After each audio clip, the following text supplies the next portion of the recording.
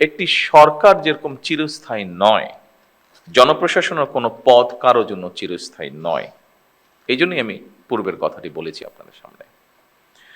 জনপ্রশাসনের যে কোনো স্তরের কর্মকর্তাগণ যদি রাষ্ট্রের প্রয়োজনে যে কোনো সময় যে কোনো পদে দেশের স্বার্থে যে কোনো স্থানে কাজ করার জন্য মানসিকভাবে প্রস্তুতি থাকেন, আমার বিশ্বাস জনপ্রশাসনে পেশাদারিত্ব গড়ে ওঠার ক্ষেত্রে এটা একটা সহায়ক ভূমিকা রাখবে। সম্মানিত সকল উপস্থিতিবৃন্দ, একটি গণতান্ত্রিক সরকার নির্বাচিত করেছে বিগত 12 তারিখের নির্বাচন সরাসরি এই দেশের জনগণ সরাসরি ভোটের মাধ্যমে। দীর্ঘদিন ধরে একটি জবাবদিহিমূলক, ন্যায়ভিত্তিক ও জনকল্যাণমুখী শাসন ব্যবস্থার প্রত্যাশা থাকা থেকে সাধারণ মানুষের আকাঙ্ক্ষার প্রতিফলন হচ্ছে বর্তমান সরকার। স্বাভাবিকভাবেই জনগণ সরকারের প্রতিটি কাজের মাধ্যমে তাদের আকাঙ্ক্ষার একটি বাস্তব প্রতিফলন দেখতে চাইবে।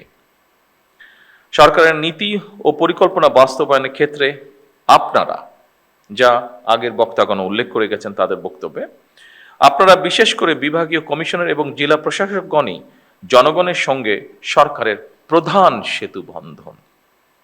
আপনাদের সততা, কর্মদক্ষতা এবং দায়বদ্ধতার উপরে সরকারের গৃহীত কার্যক্রমের সাফল্য বলা যায় প্রায় পুরোটাই নির্ভর করে।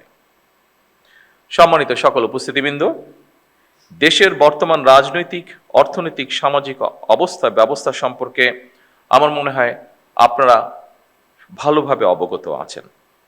দেশের ইতিহাসে সবচেয়ে ভঙ্গুর অর্থনীতি, দুর্বল বিভাজিত জনপ্রশাসন এবং অবনতিশীল আইন শৃঙ্খলা পরিস্থিতির মধ্যে বর্তমান সরকারকে কাজ শুরু করতে হয়েছিল। যে পরিস্থিতিটির বর্ণনা আমি দিলাম, সেই পরিস্থিতি ছিল যখন আমরা কাজ শুরু করেছি। অবশ্যই আমি দৃঢ়ভাবে বিশ্বাস করি আপনাদের সহযোগিতায় অনেকখানি সেই পরিস্থিতিটা আমরা পরিবর্তন করতে সক্ষম হয়েছে এই 2.5 মাসে।